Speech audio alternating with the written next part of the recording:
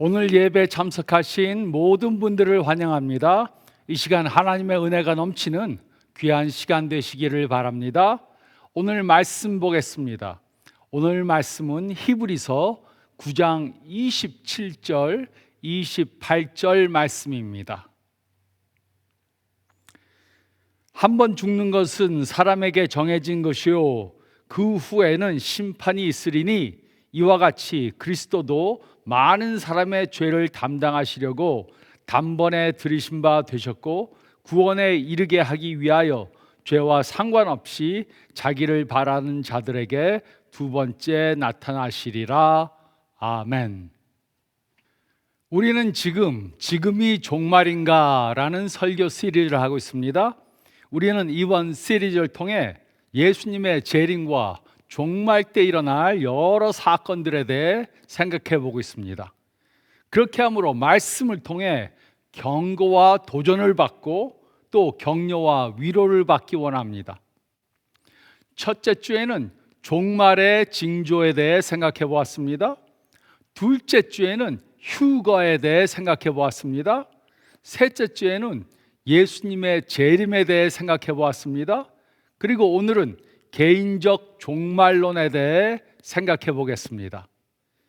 개인적 종말론이란 개인적으로 죽은 후에 경험할 일들을 뜻하는 것입니다. 어떤 사람은 재수없게 왜 죽는 것에 대해 논하는가 이렇게 생각할 수 있습니다. 하지만 죽음에 대해서 알아야 하는 이유가 있습니다.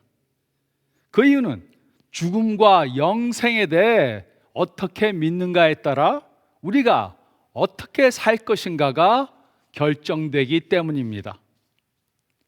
죽은 후 일어날 일들에 대해 여러 다른 견해들이 있습니다. 무신론자들은 죽으면 끝이라고 믿습니다. 이 세상 후에는 아무것도 없다고 그렇게 믿습니다. 그러므로 무신론자들에게는 죽은 후의 일을 생각하고 준비할 필요가 없습니다. 이 세상에서 잘 먹고 잘 살다가 죽으면 끝입니다. 어떤 사람들은 연옥이라는 곳이 있다고 그렇게 믿습니다. 이들은 자신들이 죽어서 연옥에 가면 다른 사람들의 기도와 헌금을 통해 연옥에서 천국으로 올라갈 수 있다고 그렇게 생각합니다. 이슬람교인들은 죽은 후 알라신이 자기들의 한 일을 심판할 것이라고 그렇게 믿습니다. 좋은 일한 것이 나쁜 일한 것보다 더 많으면 천국에 가고 좋은 일한 것이 나쁜 일한 것보다 더 적으면 지옥에 간다고 그렇게 믿습니다. 어떤 사람들은 죽으면 천사가 된다고 그렇게 믿습니다. 이들은 자신들이 죽으면 날개가 달린 천사들이 되어서 날아다니면서 하프를 칠 것이라고 그렇게 생각합니다. 또 어떤 사람들은 환생설 또는 윤회설을 믿습니다. 이들은 자신들이 좋은 삶을 살았으면 인간과 같은 높은 생명체로 다시 태어난다고 그렇게 생각합니다.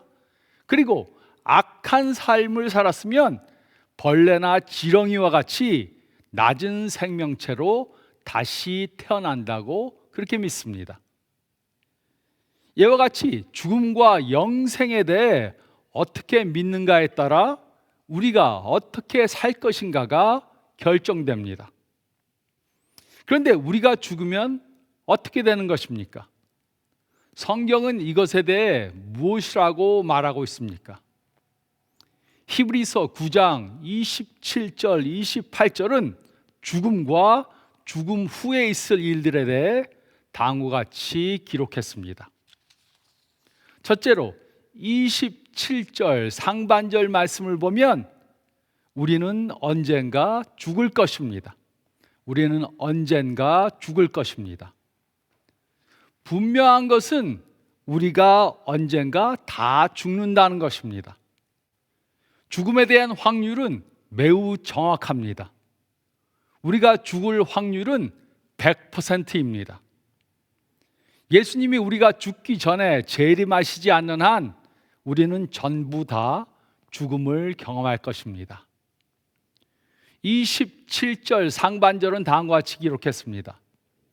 한 번 죽는 것은 사람에게 정해진 것이요. 모든 사람은 언젠가 한 번 죽습니다. 한 번 죽지 여러 번 죽는 것이 아닙니다. 이것은 윤회설을 믿는 사람들의 주장과 정반대가 됩니다. 우리는 언젠가 죽을 것이고 그것을 피할 수 있는 사람은 한 사람도 없습니다. 어떤 사람들은 나이가 들면서 죽는 것을 두려워합니다. 그래서 젊어지기 위해 온갖 노력을 다하고 조금이라도 더 오래 살려고 안간 힘을 씁니다.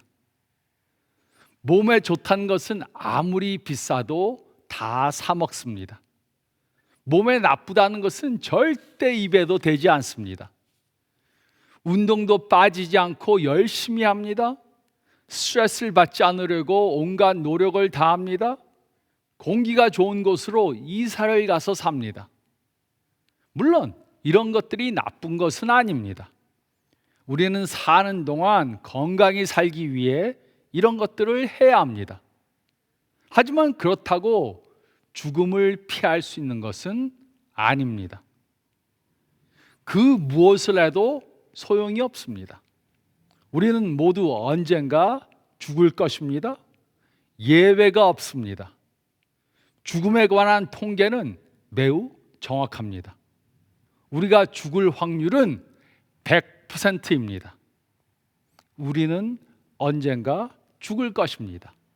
우리는 언젠가 죽을 것입니다.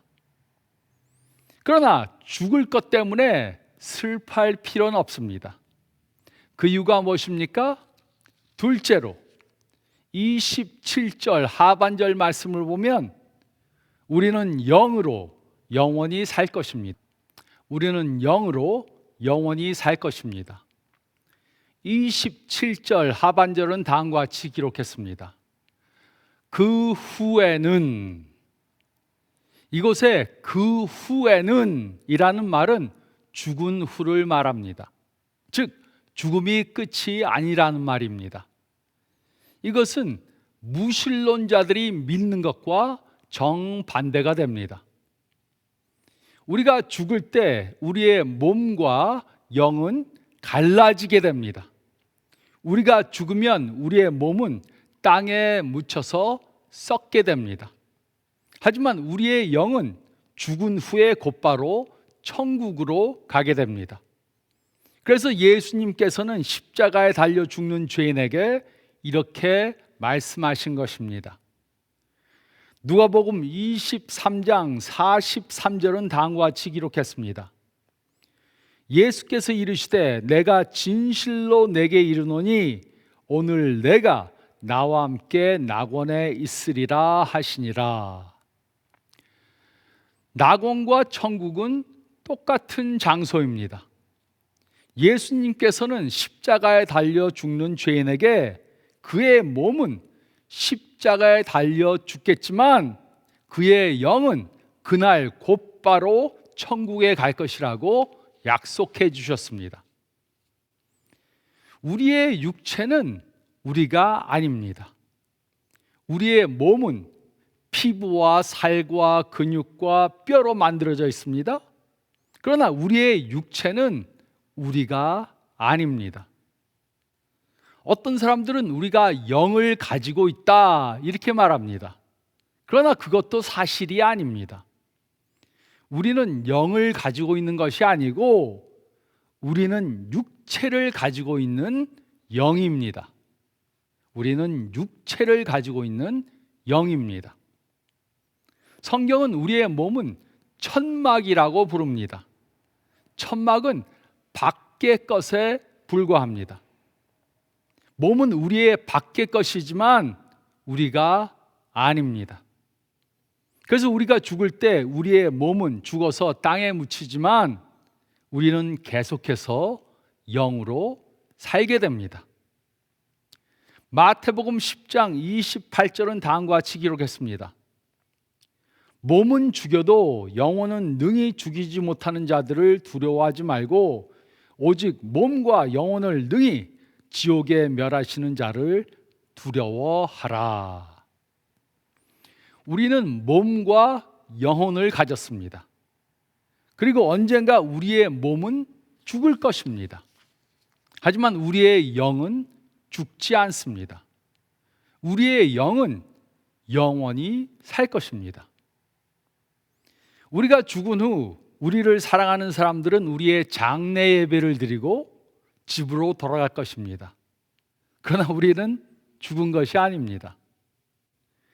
요한복음 11장 25절 26절은 다음과 같이 기록했습니다.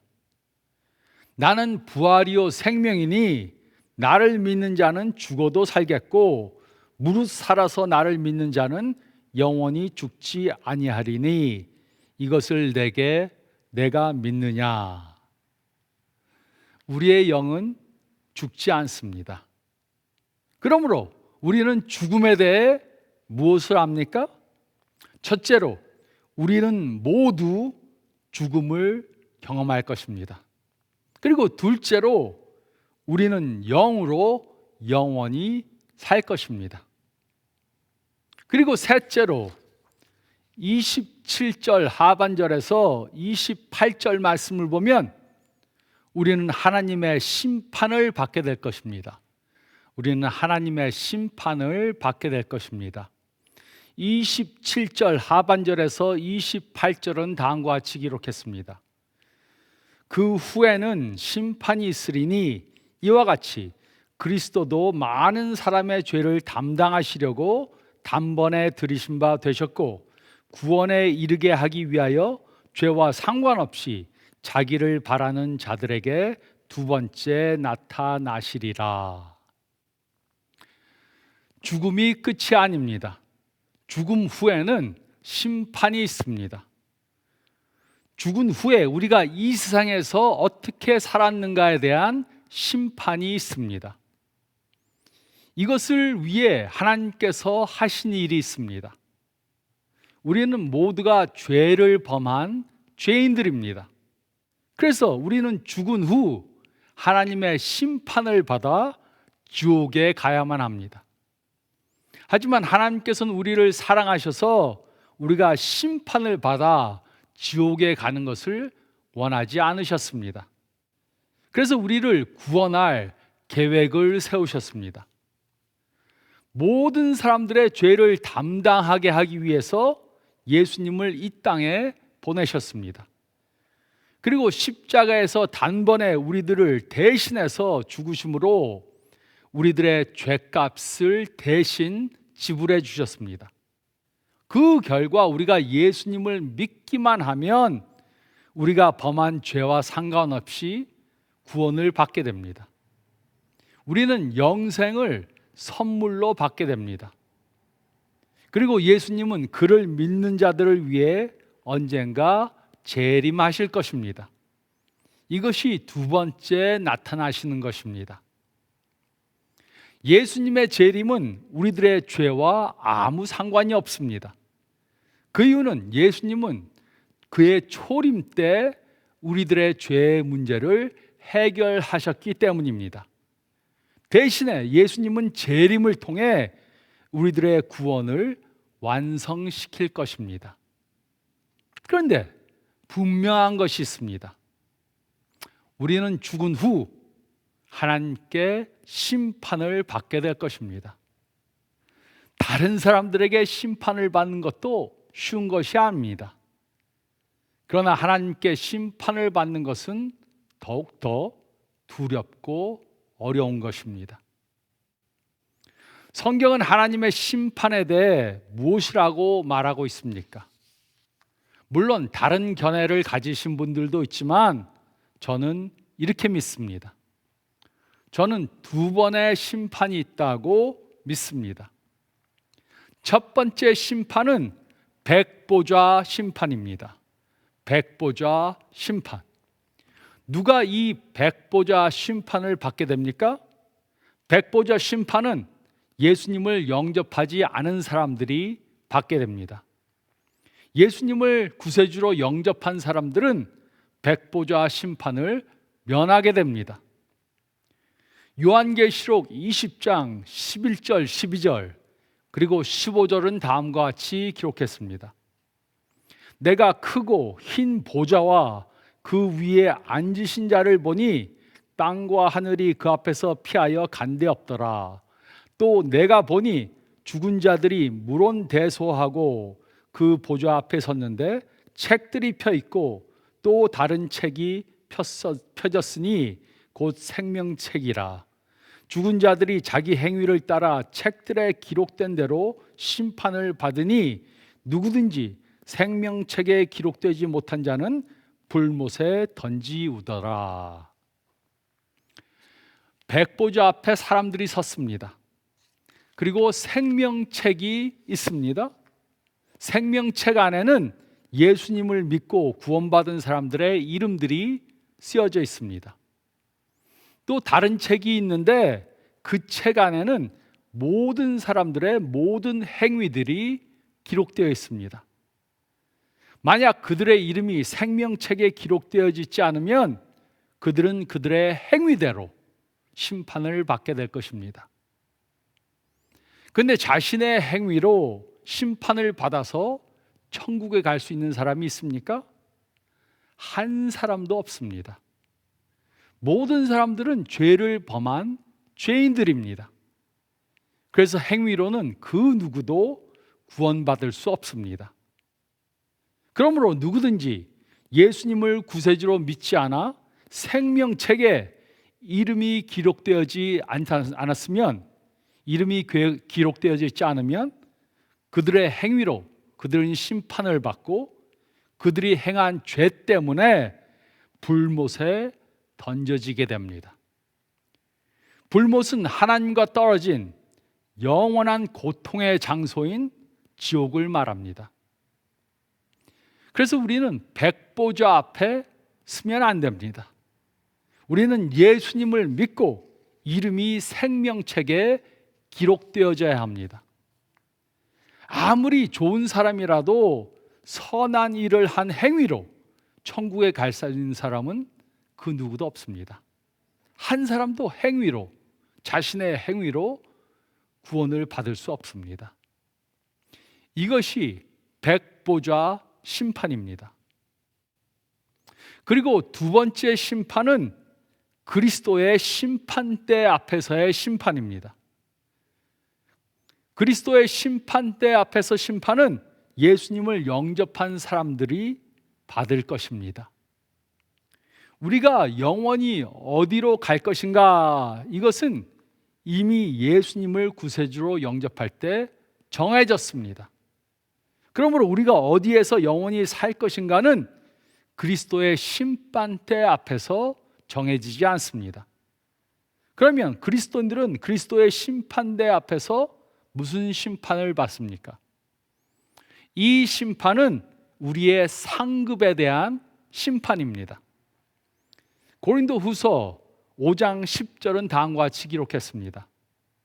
이는 우리가 다 반드시 그리스도의 심판대 앞에 드러나 각각 선악간에 그 몸으로 행한 것을 따라 받으려 함이라. 그리스도의 심판대 앞에서의 심판은 우리가 천국을 갈 것인가 아니면 지옥에 갈 것인가, 그것을 심판하는 것이 아닙니다. 대신에 우리는 받을 상급, 무슨 상급을 받을 것인가, 그것에 대한 심판을 받게 됩니다. 그러므로 천국에 갔다고 생각해 보시기 바랍니다. 우리의 몸은 죽었습니다. 우리는 영으로 천국에 가서 예수님 앞에 섰습니다. 그리고 예수님께서는 우리가 받을 상급에 대한 심판을 하십니다. 먼저 우리가 예수님 앞에 서면 우리는 엎드려서 예수님을 경배하게 될 것입니다. 그때 예수님께서는 말씀하실 것입니다. 수고했다, 착하고 신실된 종아. 우리는 예수님 앞에서 너무 부족하다고 느끼게 될 것입니다.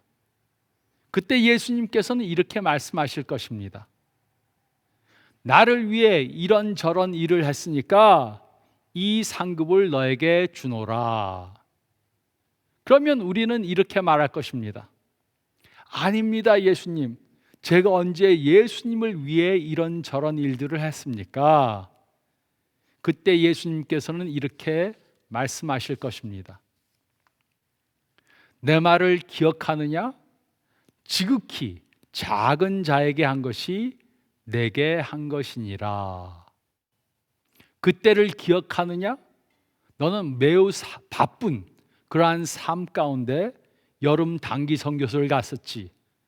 그때 무척 가난한 어린아이를 보고 그를 사랑해 주었고 그에게 용기를 주었다. 그 소자에게 한 것이 내게 한 것이니라. 또 예수님께서는 이렇게 말씀하실 것입니다. 너는 그때 너의 직장에 어려움을 당한 사람을 보았지. 너는 그를 찾아가서 위로해 주었고 그를 위해 기도했다. 그에게 한 것이 나에게 한 것이니라. 그리고 예수님께서는 우리 머리 위에 면류관을 씌워 주실 것입니다. 그리고 수고했다. 착하고 신실된 종아. 이렇게 말씀해 주실 것입니다. 여러분들은 이런 상급을 받을 삶을 살고 계십니까? 우리들 중 어떤 사람들은 아멘! 이렇게 대답할 수 있을 것입니다.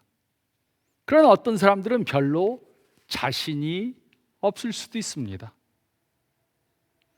고린도전서 3장 12절에서 15절은 다음과 같이 기록했습니다. 만일 누구든지 금이나 은이나 보석이나 나무나 풀이나 지푸로 이 터 위에 세우면 각각 공력이 나타날 터인데 그날이 공력을 밝히리니 이는 불로 나타내고 그 불이 각 사람의 공력이 어떠한 것을 시험할 것임이라. 만일 누구든지 그 위에 세운 공력이 그대로 있으면 상을 받고 누구든지 공력이 불타면 해를 받으리니 그러나 자기는 구원을 얻되 불 가운데서 얻은 것 같으리라. 예수님께서는 우리의 행동뿐만 아니라 우리의 의도도 심판하실 것입니다.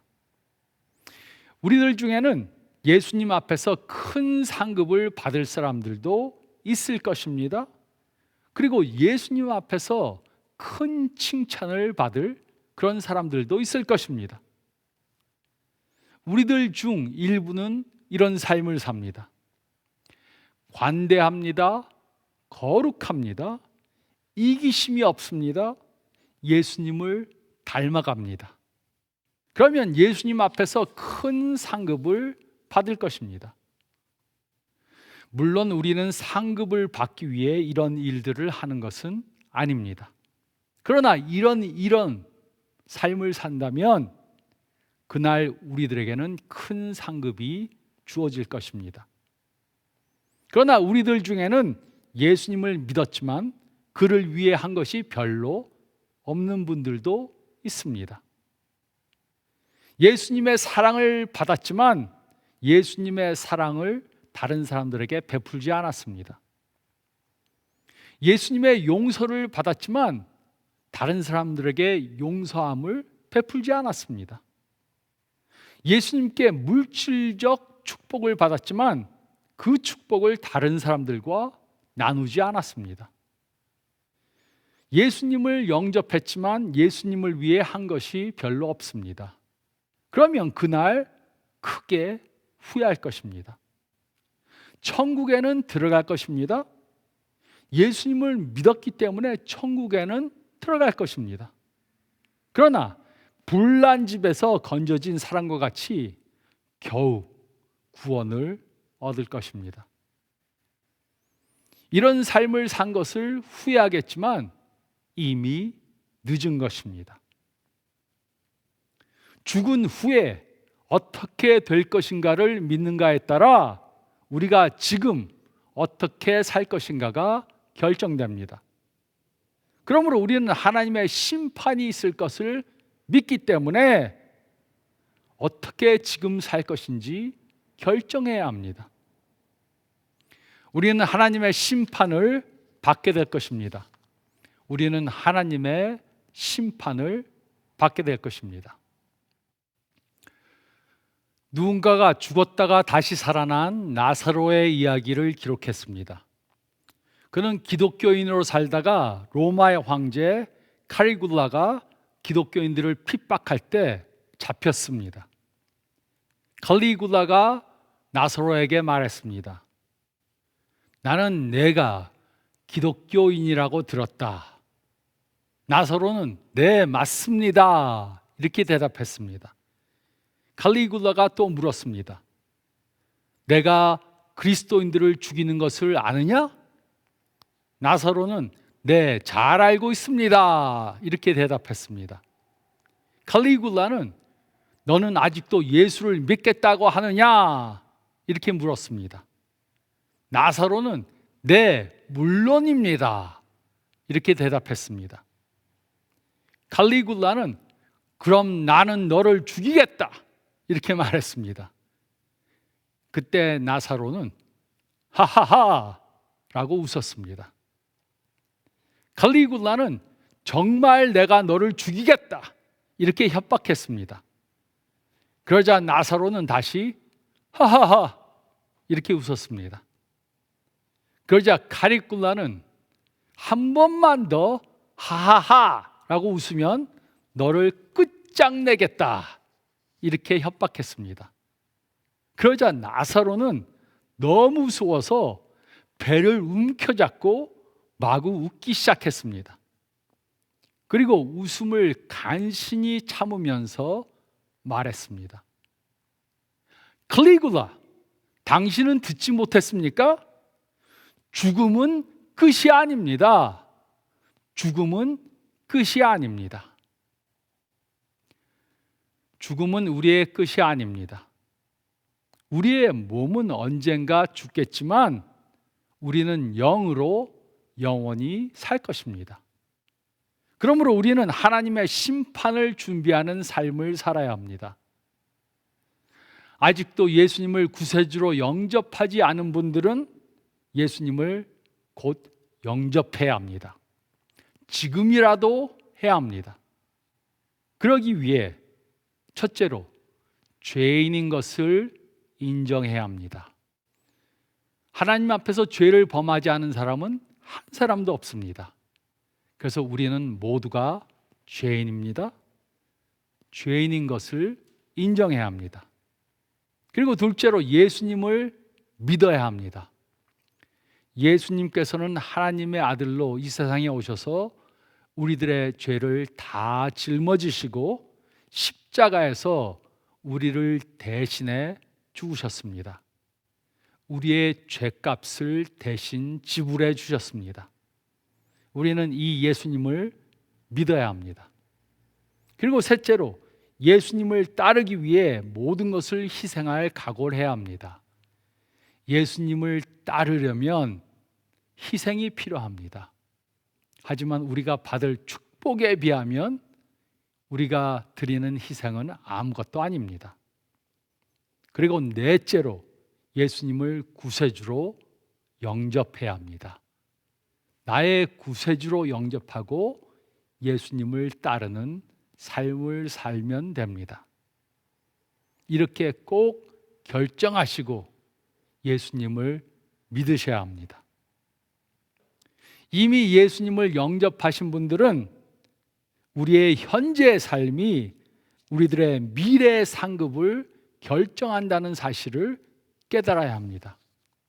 그러므로 우리는 우리의 하나밖에 없는 인생을 무엇을 위해 살 것인가 결정해야 합니다.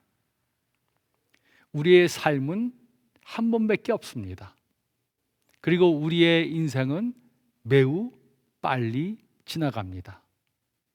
우리는 우리의 하나밖에 없는 인생을 무엇을 위해 투자할 것인가 결정해야 합니다.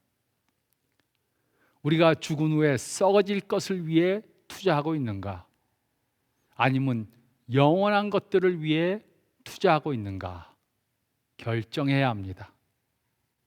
이렇게 언제 하나님께서 우리를 부르시더라도 하나님 앞에서 착하고 신실된 종아, 이렇게 부름을 받는 저와 여러분들이 되시기를 재림하실 예수님의 이름으로 축원드립니다. 저희 다 같이 기도드리겠습니다. 잠깐 머리를 숙이시고 오늘 말씀 다시 한번 생각해 보시기 바랍니다. 예수님을 아직 영접하지 않으신 분들은 지금 영접하시기 바랍니다. 기회가 다시 오지 않을 수도 있습니다. 예수님, 저는 죄인입니다. 예수님이 저의 죄를 대속해 주셨음을 믿습니다. 그리고 앞으로 예수님을 따르는 삶을 살겠습니다. 이렇게 고백하시면 됩니다. 그리고 주위에 있는 교회들에 참석하셔서 예수님에 대해 더 배우고 예수님을 계속해서 섬기는 삶을 사시기 바랍니다. 예수님을 이미 영접하신 분들은 내가 남은 생애를 어떻게 살 것인가 결정해야 합니다. 예수님 앞에 서서 착하고 신실된 종이라는 그러한 이름을 듣기 위해, 부름을 듣기 위해 살 것인가? 아니면 예수님 앞에서 구원은 받되 불난 집에서 겨우 탈출하는 그러한 사람이 될 것인가? 결정해야 합니다. 그리고 영원한 것을 위해 삶을 투자하시기 바랍니다. 제가 기도하겠습니다. 주님 감사합니다. 저희를 위해 예수님을 이 땅에 보내주시고 우리들의 죄를 지시고 십자가에서 우리를 대신해 돌아가시고 또 우리에게 소망을 주시기 위해, 천국의 소망을 주시기 위해 부활하심을 저희가 믿습니다. 예수님의 은혜에 합당한 삶을 사는 저희 모두가 되게 도와주시고 빠른 인생 사는 동안 영원한 것을 위해 우리의 인생을 투자하는 저희 모두가 되게 도와주시옵소서. 감사드리며 이 모든 말씀 우리 주님 예수 그리스도 이름 받들어 간절히 기도드리옵나이다. 아멘. 오늘 말씀대로 영원한 것을 위해 사시는 모두가 되시기 바랍니다. 건강하시기 바랍니다.